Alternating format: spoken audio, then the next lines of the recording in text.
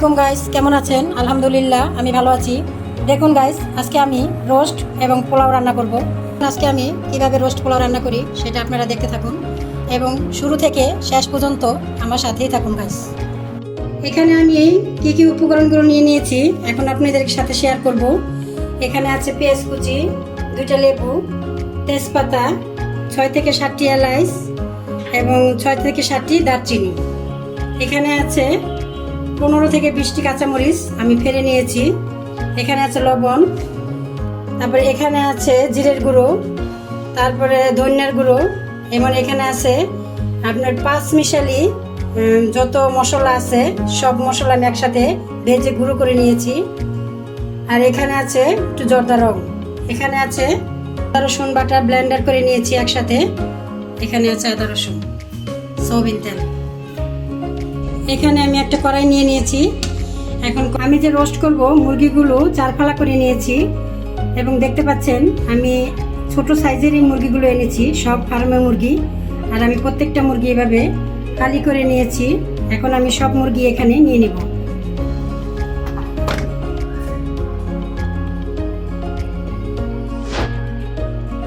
এখন আমি এখানে রোস্টের একটু কালার করার জন্য এখানে আমি একটু জর্দা নিয়ে নিয়েছি, 1/2 চা চামচ। আমি কালারটা দিয়ে দিব। জর্দা রঙগুলো আমি সব দিয়ে দিয়েছি। এখন এখানে আমি লেবু নিয়েছি, লেবুর রসটাও এখানে আমি ওটাই চিপে দিয়ে দেব। এখানে দেখুন 2 চিল লেবুই পুরোটাই আমি দিয়ে দিয়েছি এখানে। এখন আমি এখানে দিয়ে দিব 1 চামচ লবণ। এখন আমি এই উপকরণগুলো একসাথে মাখিয়ে নিব। দেখুন গাইস, আমি এটা পুরোটাই মেখে নিয়েছি। এখন আমি একটু আদা দিয়ে দিই। দেখুন গাইস, এখানে আমি ফ্রাই প্যান বসিয়ে দিছি। এখন ফ্রাই প্যানে দিয়ে দিব যে রোস্টগুলো আমি মেখে রেখেছিলাম সেগুলো এখন ভাজবো। ভাজা অনুযায়ী এখানে আমি পরিমাণ মতো তেল দিয়ে দিব। আমি এই গরম হয়ে গেছে তেল, এখন আমি এই তেলের ভিতরে দিয়ে দিব রোস্টগুলা, একে করে দিয়ে দিব। এতে করে আমি সব মুরগিগুলো ভেজে নেব। আপনারা আমার সাথেই থাকুন। এখন দেখব এটা কতটুকু হয়েছে। দেখুন গাইস, কি সুন্দর ভাজা হয়েছে। এরকম করে লাল লাল করে সব মুরগিগুলো আমি একে একে করে ভেজে নেব। অনেকে লাল মুরগি দিয়েই বেশিরভাগ রোস্ট রান্না করে খায়, কিন্তু আমি এই পোলট্রি মুরগি দিয়েই রোস্ট রান্না করলে আমার কাছে ভালো লাগে। কারণ পোলট্রি মুরগির ভিতরে মাংসটা একটু বেশি পাওয়া যায় আর বাচ্চারা তৃপ্তি করে খেতে মজা পায়।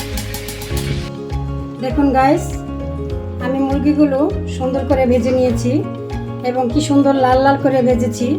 আপনারা ওইভাবে লাল লাল করে ভেজে নেবেন। এখানে আমি রোস্ট ভেজেছিলাম, সেই তেলগুলো রয়ে গেছে। এই তেলের ভিতরেই আমি আমার রোস্টের উপকরণগুলো সব দিয়ে দিই। আপনারা দেখতে থাকুন। এখানে আমি পেঁয়াজ কুচি সবগুলোই দিয়ে দিই।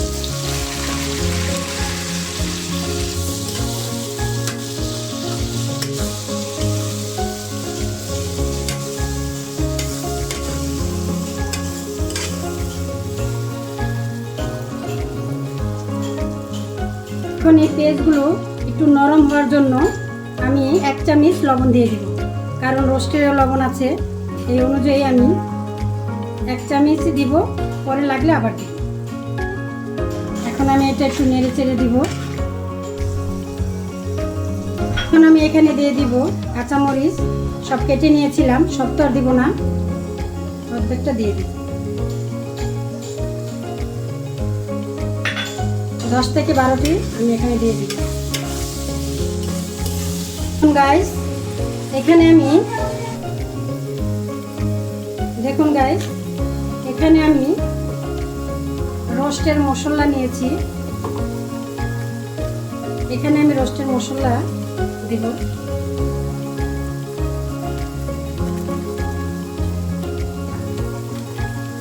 এখন আমি মশলাটা সুন্দর করে একটু নেড়ে চেড়ে দিব। আমি সয়া সস এবং টমেটো সস নিয়ে নিয়েছি। এখন এটাকে আমি একসাথে মিক্স করব।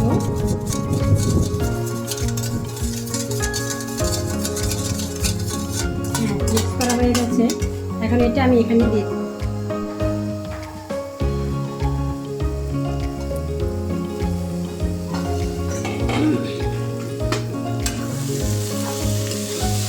দিয়ে এখন একটু আমি সুন্দর করে ভালো করে আবার একটু নেড়ে চেড়ে দিব, কারণ মশলাটা কষানো হয়ে গেলে সুন্দর একটা সেন্ট আসবে, খেতেও ভালো লাগবে।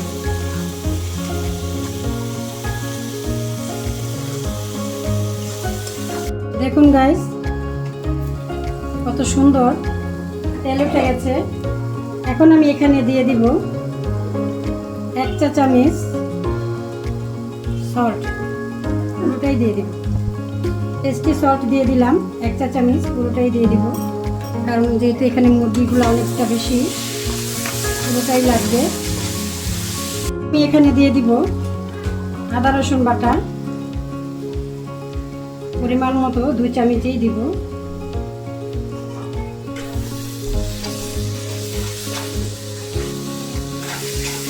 যেহেতু আমি আদা রসুন বাটাটা লাস্টে দিয়েছি, এখন এটাকে আমি সুন্দর করে ভালো করে মিক্স করে আর একটু কষায় নেব।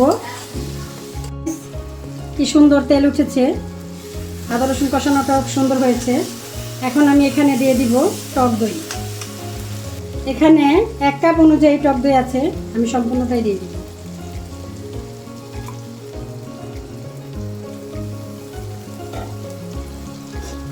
তাহলে এটাকে আমি সুন্দর করে নেড়ে চেড়ে দিব। এখানে কিন্তু একটা জিনিস আপনারা দেখেন, আমি কিন্তু এখানে কোনো পানি ইউজ করছি না, আর কোনো পানি আমি এখন ইউজ করবও না। আমি এখন এই টক দইটা দিয়েছি, এটাকে আমি আবার সুন্দর করে আরেকটু কষাবো। আপনারা আমার সাথেই থাকুন। দেখুন গাইস, কি সুন্দর কষানো হয়েছে, কি পরিমাণে তেল উঠেছে। দেখুন গাইস, কত সুন্দর কষানোটা পরিপূর্ণ পারফেক্ট হয়েছে, একদম পারফেক্ট। এইভাবে রোস্টের মশলা ভালো করে কষায় নিলে খেতেও সুস্বাদু হবে, কোনো গন্ধ থাকবে না।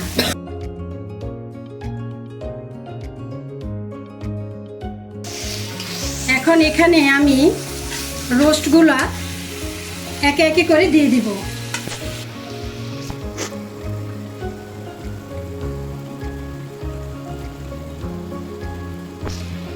আমি এখানে মাংসগুলো আরেকটা পাতিলায় ঢেলে নিয়েছি, কারণ ওই ফ্রাই প্যানে আমার মাংসগুলো অনেক বেশি হচ্ছিল না, এই জন্য আমি একটা বড় পাতিল নিয়ে নিয়েছি।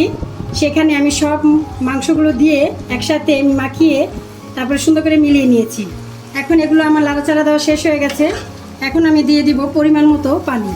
দেখুন গাইস, যে বাটিতে আমি টক দই দিয়েছিলাম, ওই বাটির 1 বাটি পানি আমি এখানে দিয়ে দেব।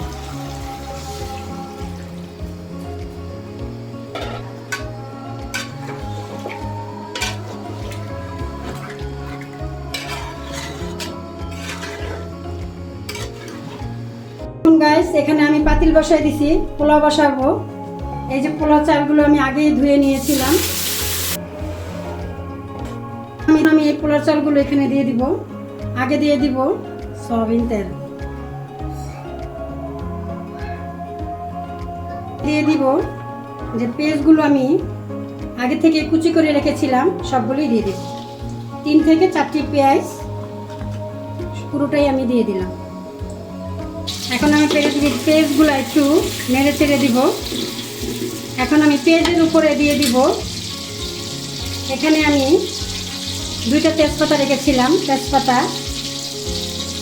তারপরে 3 থেকে 4টি এলাচ, দারচিনি, পুরোটাই আমি এখানে দিয়ে দিব একসাথে মিক্স করে। দিয়ে এখন আমি একটু নেড়ে চেড়ে দিব। এখন আমি দিয়ে দিব লবণ, 2 চামচ অনুযায়ী লবণ দিয়ে দিব। আমি ভালো করে একটু নেড়ে চেড়ে দিব। এখন আমি এর ভিতরে দিয়ে দিব আদা রসুন। আদা রসুন বাটা আমি আগে থেকে আদা রসুন বেটে রেখেছিলাম, আপনাদেরকে দেখিয়েছি। এখন আমি দিয়ে দিব 3 চামচ আদা রসুন বাটা। এখন এটাকে আমি সুন্দর করে মিশিয়ে এখন আমি এটাকে মিক্স করব এবং সুন্দর করে একটু ভেজে নেব। আপনারা আমার সাথেই থাকুন।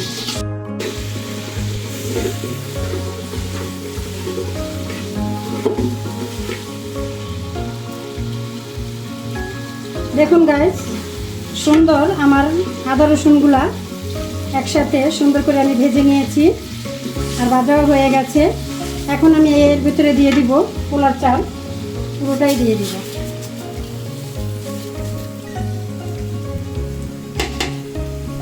হ্যাঁ গাইস, এখানে আমি 1.5 কেজি পোলার চাল নিয়েছি। আপনারা কম বেশি নিতে পারবেন, এই জন্য কিন্তু আমি একটা বড় পাত্রেই নিয়েছি, কারণ পোলার চালটা সুন্দর করে ভাজতে হবে, না ভাজলে ভালো লাগবে না। এখন দেখুন গাইস, আমার চালগুলো আমি সুন্দর করে ভেজে নিয়েছি, কারণ পোলার চাল যত ভেজে নেবেন ভাত অত সুন্দর হবে। আমি দেখুন আমার পোলার চালটা সুন্দর ভাজা হয়ে গেছে, একদম ঝরঝরা হয়েছে। এখন আমি এখানে দিয়ে দিব পানি, কারণ আমি আগের থেকে গরম পানি ফুটিয়ে রেখেছিলাম। পানি সবটুকুই আমি এখানে দিয়ে দিব। এখানেও একটা মাপ আছে যে 2 কেজি থেকে কতটুকু পানি দিতে হয়। আপনার ঘরে যদি আধা কেজি মগ থাকে তাহলে আধা কেজি মগের 4 মগ পানি দিবেন। না, 2 কেজি চালের জন্য 2 কেজি পানি যথেষ্ট। আধা কেজি মগ দিয়ে 4 মগ পানি দিয়ে দিবেন, হয়ে যাবে।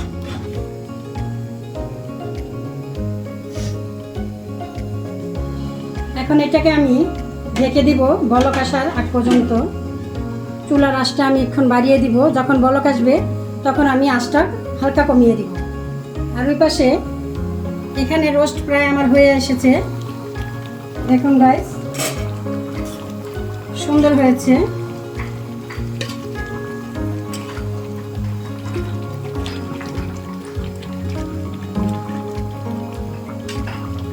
এখন এখানে আমি দিয়ে দিব আমার শেষ উপকরণটা, যেটা আমি আগে থেকেই ভেজে রেখেছিলাম, পেঁয়াজের বেরেস্তা। এখন পেঁয়াজের বেরেস্তাগুলো সুন্দর করে আমি এখানে উপর দিয়ে দিব, একটা সেন্ট আসবে।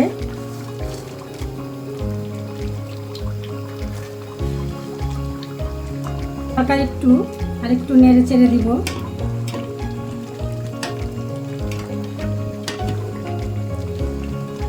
আপনারা চাইলে হাত দিয়ে গুঁড়ো করেও দিতে পারেন, সমস্যা হবে না।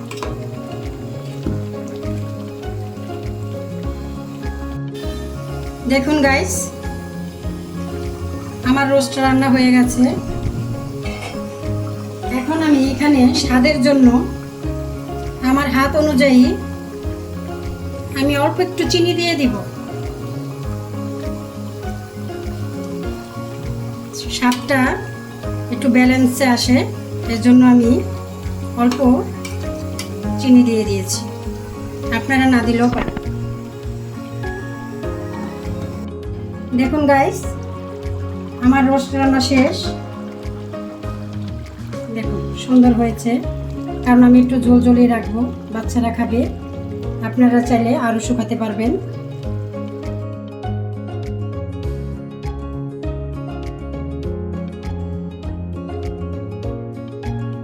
হ্যালো গাইস, আপনাদের কাছে আমি আবার চলে আসলাম। দেখুন, আমি এখন দেখব পোলাওটা বসিয়েছিলাম সেটা কেমন হয়েছে। দেখুন গাইস, যে পানিগুলো দিয়েছিলাম সব পানিগুলো শুকিয়ে গেছে এবং ভাতটা আমার কত সুন্দর হয়েছে এবং ঝরঝরা হয়েছে। আমি এখানে আপনাদেরকে দেখাতে একটা জিনিস ভুলে গেছি। আমি এখানে 3 থেকে 4টি কাঁচামরিচ ছিঁড়ে দিয়েছি, সেটা আপনাদের সাথে আমি শেয়ার করিনি। আপনারা চাইলে দিতেও পারেন, নাও দিতে পারেন, কিন্তু আমি দিয়ে দিলাম স্বাদের জন্য। এখন এটাকে আমি সুন্দর করে একটু নেড়ে চেড়ে এটা আমি 2 থেকে 3 মিনিট একটু দমে দিয়ে রাখবো। দমে দিয়ে রাখলে চালটা আরও সুন্দর করে ফুটবে।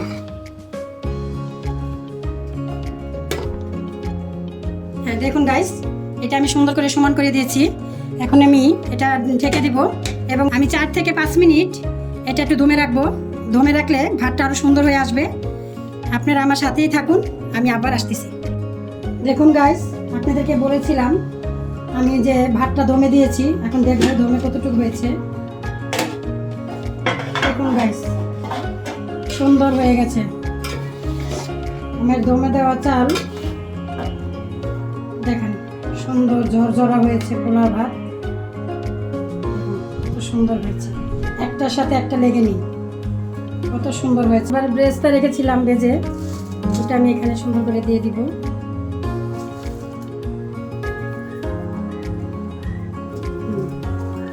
এখন আমার রান্না রেডি, কমপ্লিট।